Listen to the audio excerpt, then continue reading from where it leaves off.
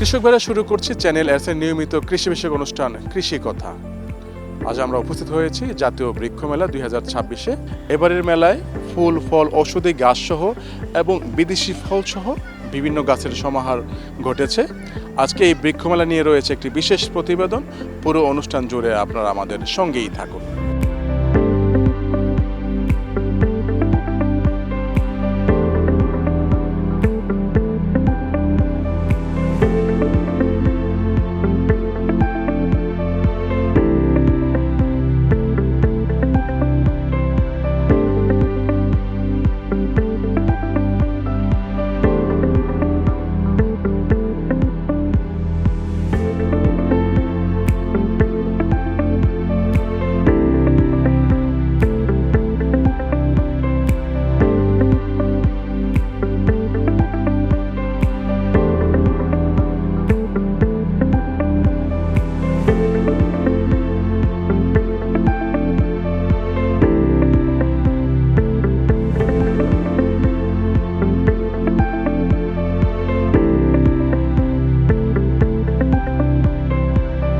দর্শক, আমরা এই মুহূর্তে অবস্থান করছি পলি নার্সারি সেন্টারেতে।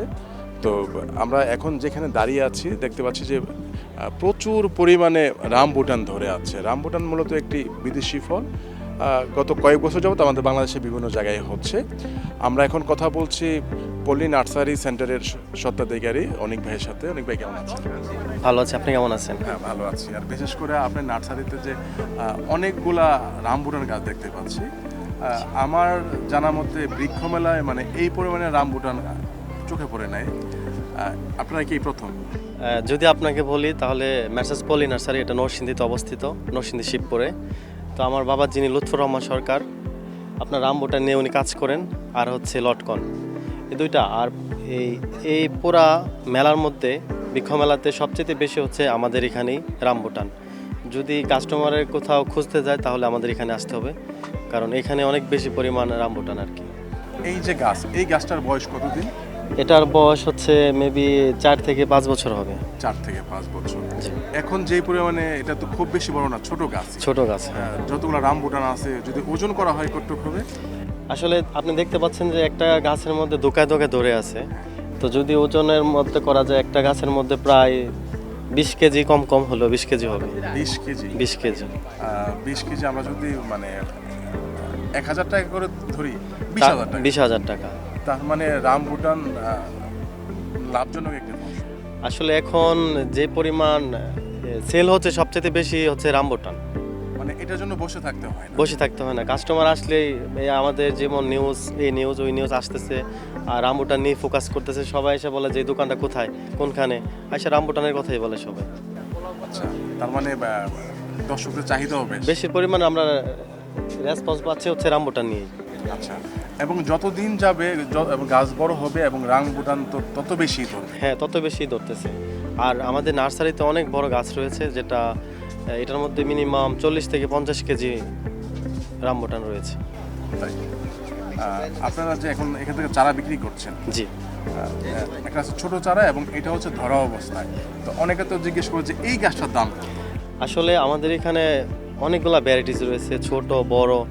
আপনার 20 থেকে শুরু করে আমাদের এখানে প্রায় 2 লাখ টাকার পর্যন্ত চারা রয়েছে, এবং ছোট চারা রয়েছে যে চারাগুলো আপনার 1000 থেকে 2000, 4000 এরকম পর্যন্ত রয়েছে।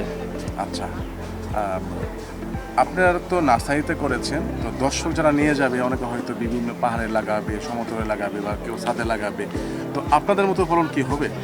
আসলে সব কিছুই নির্ভর করে আপনার চর্চার উপরে। যে কোনো জিনিস আপনি লাগাবেন, সেটাকে যদি ভালোভাবে দেখাশোনা করা হয় তাহলে অবশ্যই আমাদের মতনই আসবে। এই রামবুটানের কি নির্দিষ্ট কোনো যত্ন আছে? না, রামবুটান আসলে যত্ন বলতে আমরা যেভাবে অন্য অন্য গাছ রোপণ করি তার থেকে আলাদা, কারণ এটাকে বেশি পরিমাণ যত্ন করতে হয়, কারণ একটা চারার দাম এত টাকা যে এটার পরিচর্যা অবশ্যই করতে হবে।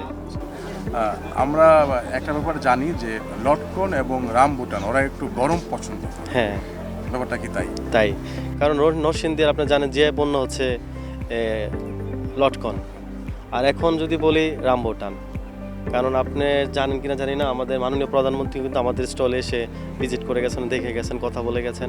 আর আদার্স অনেকেই আমাদের এখানে আসতে হলে একবার হলো মানে আমাদের রামবুটানটা দেখে যেতে হবে।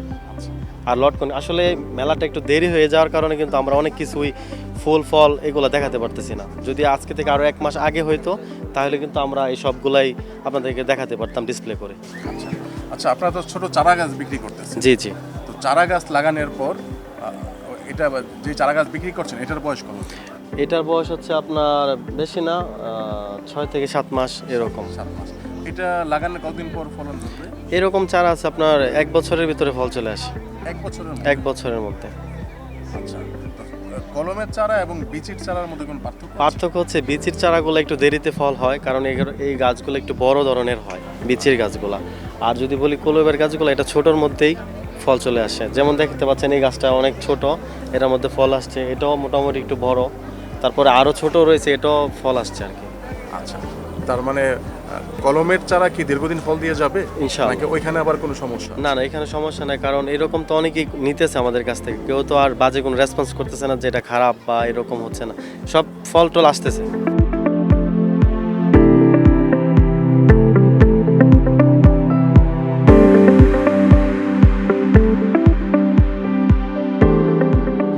থ্যাংক ইউ অনিক ভাই, আপনি গাছ থেকে রামবুটান পারলেন এবং আসলে মানে দেখতে ব্যাপারটা আমার কাছে ভালো লাগে বেশি। এই জন্য আপনাকে দিছি যেন আপনি এটা খেয়ে বুঝতে পারেন যে এই ফলটা কীরকম। হ্যাঁ, ধন্যবাদ। দর্শক, আসলে এটা আমাদের দেশীয় রামবুটান আমরা বলতে পারি, কারণ এই গাছটিও আমাদের দেশে এই গাছটি ভাইয়েরা কলম থেকে তৈরি করেছে এবং এই গাছটি আমাদের দেশে লাগানোর পর এখান থেকে ফল এসছে। তো আমরা একটু টেস্ট করে দেখি।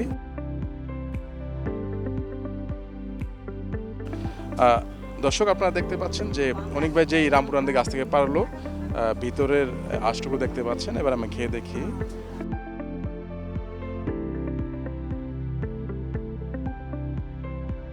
অনিক ভাই, ভালো মিষ্টি তো। খুব ভালো ফল। মিষ্টিটাকে আপনি মেপেছেন কত পার্সেন্ট? আসলে এটা আইডিয়া নাই কতটুকু, মানে প্রচুর মিষ্টি। খুব ভালো মিষ্টি। আপনারা যে গাছ গ্রামে যে গাছগুলো আছে ওখান থেকে বিক্রি করেন? ওইখান থেকে আসলে আমরা বিক্রি করি না, যেমন আমাদের কত গেস্ট টেস্ট আসে, ফ্যামিলির অনেক মানুষ থাকে, তাদেরকেই দিই। বিক্রি করার মতো না। আপনাদের এই নার্সারিতে আকর্ষণ অনেক কিছু আছে, তার মধ্যে দেখলাম যে গাছে কলা পেকে আছে। হ্যাঁ, এটা আমাদের নরসিংদীর ঐতিহ্যবাহী কলা, সাগর কলা। আপনারা জানেন, অনেকেই জানে, এটাও জিআই পণ্য বলে বলা যায়।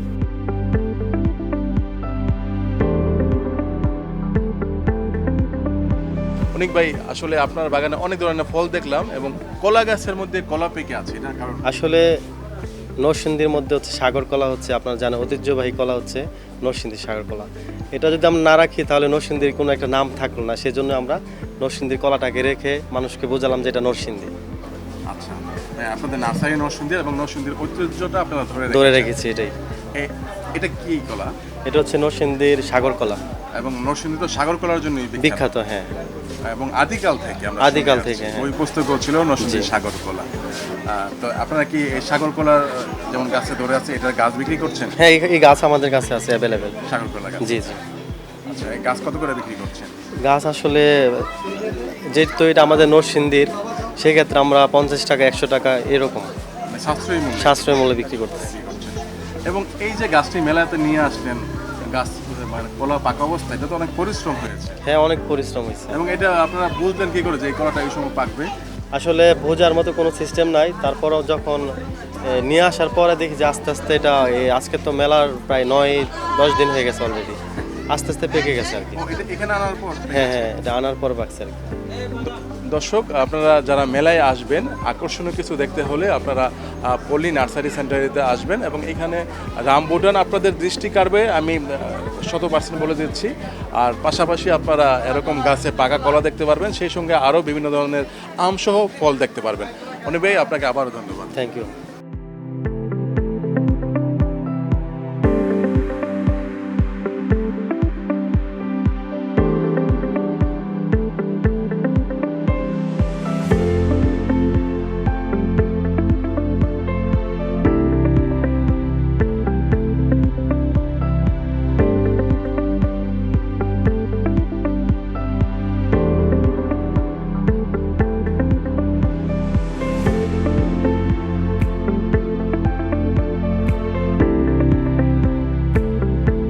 দেশ স্বাধীন হওয়ার পর প্রথম যে কয়েকজন উদ্যোক্তা তাদের নিজস্ব উদ্যোগে ছাদ বাগান নামক একটি শব্দ উচ্চারণ করেছিলেন এবং ছাদ বাগান তৈরি করেছিলেন। তার মধ্য থেকে একজন হচ্ছে আমাদের মামুন রশিদ মামুন ভাই। মামুন ভাই কেমন আছেন? জি আলহামদুলিল্লাহ, আপনি কেমন আছেন? ভালো আছি। আসলে এই বৃক্ষ মেলায় সহ এই আমাদের এই নগরকেন্দ্রিক যেই কৃষির যেই ব্যাপারগুলি আছে এগুলো আপনাদের হাত ধরে হয়েছিল এবং আপনারা সেই গোড়া থেকে এখন পর্যন্ত আছেন এবং এই বৃক্ষে বৃক্ষে আপনাদের বিচরণ আমরা পেয়ে থাকি। তো এবারে বৃক্ষ মেলা কেমন দেখলেন?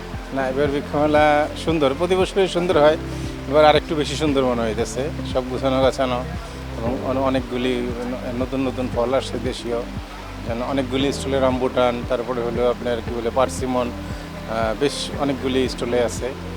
মেলা সর্বদিক দিয়ে সুন্দর এবং সবার সেলও ভালো আছে। আপনারা নগরকেন্দ্রিক যে উদ্যোক্তা একটা আপনার সংগঠন আছেন, আপনারা তো মোটামুটি মনে হয় মানে সপ্তাহে 2-3 দিন থাকেনি। আমি বলা যায় মেলা তো 9 তারিখে শুরু হয়েছে, আজকে তো 22 তারিখ। আমি 2 দিন না 3 দিন মনে আসি না, সুযোগ পেলে চলে আসি, ভালো লাগে। আর ওই বছরে এই মেলাটার জন্য অপেক্ষা করি, একটু গাছ কিনি, ঘুরে ঘুরে দেখি নতুন কোন ফলটা আসলো, কোনটা ছাদে তোলা যায়। অনেক বাগানিরা আসে, তার সাথে একটু আড্ডা মারি, গল্প করি। সারাদিন ভালোই কাটে মেলাতে। আচ্ছা, একজন একটু জানতে চেয়েছে, এটা আমি আপনার কাছে জানতে চাই, সেটা হলো যে রামবুটান গাছ কলমের চারা উনি কিনেছে এবং এটা কি অনেক বড় হওয়ার পর ফল ধরবে কিনা? না, কলমের চারাটা আসলে 2 বছর বা 3 বছরের ফল চলে আসবে, তবে আমি এটা ছাদে ট্রাই করে আমি ব্যর্থ হলাম। সম্ভবত এটা মাটিতে একটু ছায়াযুক্ত জায়গায় লাগাইলে আপশেড, একটু রৌদ্র একটু ছায়া, ওই জায়গাতে মানে ভালো ফলন আসবে, কিন্তু ছাদে করা একটু কষ্ট। না, যদি মাটির মধ্যে লাগানো হয়। হ্যাঁ, ভালো ফলন আসবে। এবং কলমের চারা কি দীর্ঘদিন ফল দিয়ে থাকে? হ্যাঁ হ্যাঁ, অনেক দিন দীর্ঘদিনই ফল দিবে। আচ্ছা, এবার আপনি ব্যক্তিগতভাবে আপনি কি চারা কিনেছেন? আমি কিনেছি, আমার যদিও তেঁতুল আছে, মিষ্টি তেঁতুল, একটা নতুন মিষ্টি তেঁতুল নিলাম। আপনার এখানে মনে আছে লিপস্টিক টাইপের একটা লাল তেঁতুল, লাল তেঁতুল, লাল তেঁতুল, ওটা আমি খেয়েছি। আমি ওটা থাইল্যান্ড থেকে এনেছিলাম। তো মিষ্টি তেঁতুল আসছে, আমি এবার আরেকটা মিষ্টি তেঁতুল নিলাম, ওটা লাগাবো। আরও কিছু অনেক অনেক কিছু ফলের গাছ নিয়েছি, যদিও ছাদে জায়গা নেই, গাছ দেখলে কিনতে ইচ্ছে করে। এবং আমার মনে আছে যে আপনার ছাদের মধ্যে লম্বা আখ গাছ ছিল, ওগুলো কি আছে? আছে আছে আছে আছে। ধন্যবাদ মামুন ভাই। আসলে আপনাদের বৃক্ষপ্রেমিকদের জন্য এই মেলাটি এবং আপনারা আসলে বিভিন্ন জায়গায় এই বৃক্ষের ডাক পৌঁছে দিচ্ছেন। হ্যাঁ, আপনাকেও ধন্যবাদ, ভালো থাকবেন।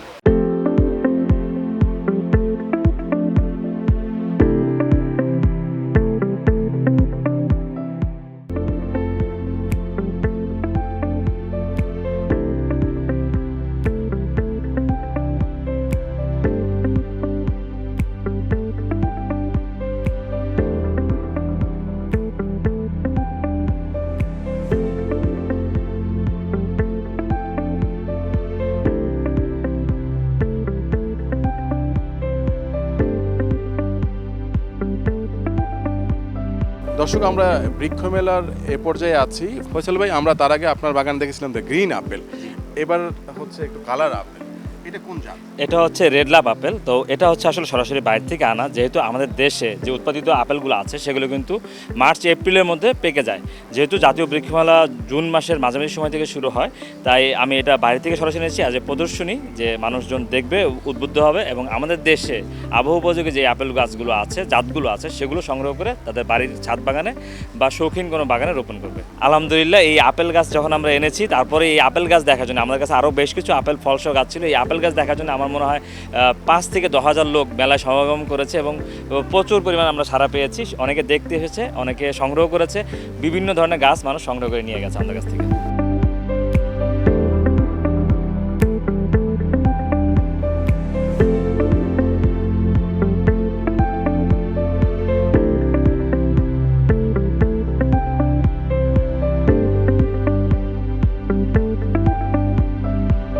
ফয়সাল ভাই, এই বৃক্ষ মেলায় বিভিন্ন ধরনের আম উঠেছে, বিশেষ করে এবার কালার আমের একটা ভালো সমাগম আছে। তো আপনার এখানে ব্যতিক্রম না, এগুলো কি জাতের আম? এগুলো হচ্ছে থাইল্যান্ডের চিয়াংমাই আম, এটা হচ্ছে লেট ভ্যারাইটি, আর এগুলো কিন্তু পাকে কম, মানে এটা অনেক দিন লাস্টিং করে। আপনারা কাঁচা অবস্থায় খেতে পারবেন, লবণ মরিচ দিয়ে কাঁচা অবস্থায় খেতে পারবেন, মিষ্টিতার পরিমাণ কম, মানে এটা দেখার সৌন্দর্য বেশি আসলে। জি, এই একটা আম ওজন কতটুকু আছে? এটা একটা আম 800 গ্রাম থেকে প্রায় 1200 বা 1400 গ্রাম পর্যন্ত অনেকে পেয়েছে। জি, তো এগুলো তো সব চারা গাছ। জি, এটা যদি মাটির মধ্যে লাগানো হয় গাছ বড় হবে ফল তত বাড়বে, তাই না? এটা বয়স যত বাড়বে তাদের ফলন তত বাড়বে। না, আবার দেখা যায় কিছু গাছ আছে যে একটা পর্যায়ে গিয়ে আর আম ধরে না। আচ্ছা আচ্ছা আচ্ছা, সেটা হচ্ছে কিছু ভেরিয়েন্টের ক্ষেত্রে এটার ফলন আসলে যত গাছ বড় হবে তত বাড়বে। আচ্ছা, এই চিয়াংমাই ছাড়া আপনার এখানে আর কি কি আম আছে? আমাদের কাছে প্রায় 20 প্রজাতির আম রয়েছে, তার মধ্যে 7টা বা 8টা প্রজাতির আম রয়েছে যেগুলো আমাদের দেশীয় আম। এছাড়া রয়েছে প্রায় 30-40 ভেরিয়েন্টের যেগুলো বিদেশের বিভিন্ন বিখ্যাত আম, যেমন গিনিস বুক অফ ওয়ার্ল্ডে মিষ্টতার জন্য নাম লিখিয়েছে কারাবাও আম, সেটা আমাদের কাছে আছে। এবছর সবচেয়ে বেশি যাচ্ছে কারাবাও আমটি। এর পাশাপাশি ব্যানানা, চিয়াংমাই বা জাপানের মিয়াজাকি এই ধরনের আম তো রয়েছে। ভ্যালেন্সিয়া প্রাইড শো আমার নিজস্ব আনা থাইল্যান্ডের একটি ফার্ম থেকে 55টি আরও নতুন প্রজাতির জাত নিয়ে আমরা কাজ করছি। আশা করছি দর্শকরা আমাদের কাছে পাবে।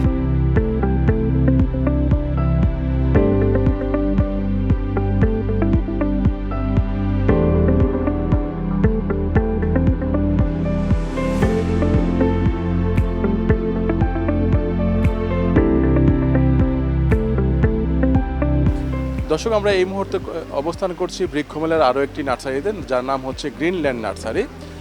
এটি বরাবর সবসময় আপনারা পেয়ে থাকেন এই বৃক্ষমেলাতে।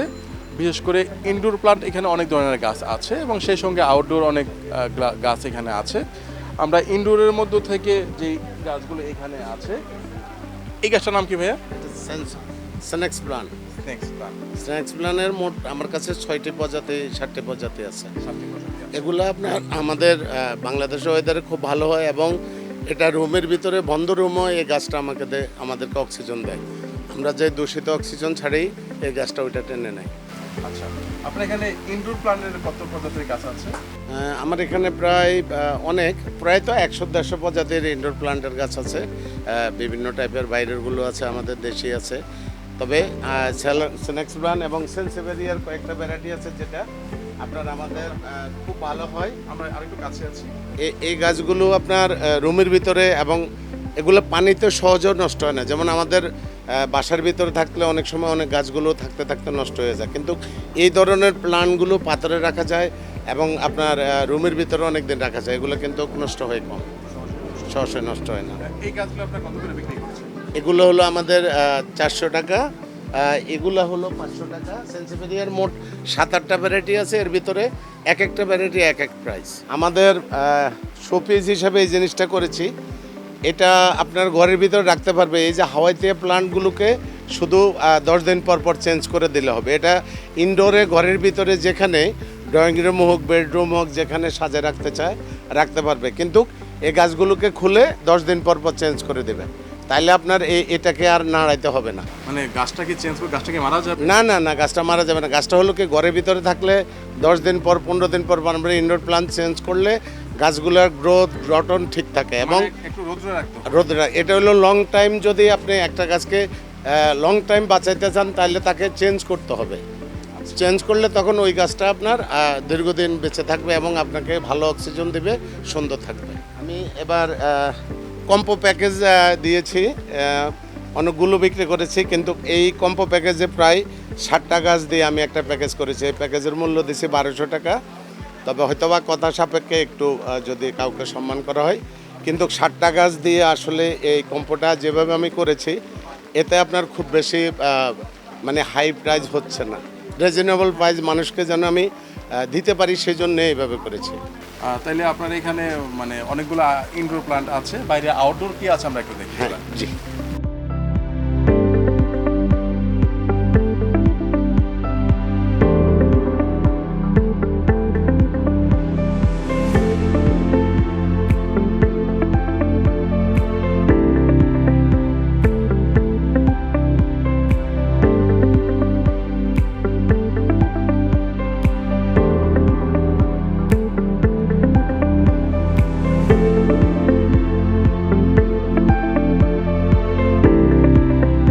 দর্শক, এই বৃক্ষমেলায় বিভিন্ন ধরনের ফল ফুল নতুন নতুন কিছু আসে। তার মধ্য থেকে এই নার্সারিতে আবিউ নামে একটা ফল আপনারা দেখতে পাচ্ছেন, যে এই ফলটি, এটি হচ্ছে সাউথ আমেরিকার একটি ফল এবং এই ফলটি আসলে এই বৃক্ষমেলায় তার আগে আসছে কিনা জানি না, তো এই বছর এই ফলটি এই প্রথম। আমরা এই নার্সারি যিনি সত্ত্বাধিকারী আছে, আমরা এখন তার সঙ্গে কথা বলছি। এই ফলটি উনি কোত্থেকে নিয়ে আসছে এবং এটি আসলে বাংলাদেশের কতটুকু সম্ভাবনা আছে এই ফলটি বাণিজ্যিকভাবে হওয়া।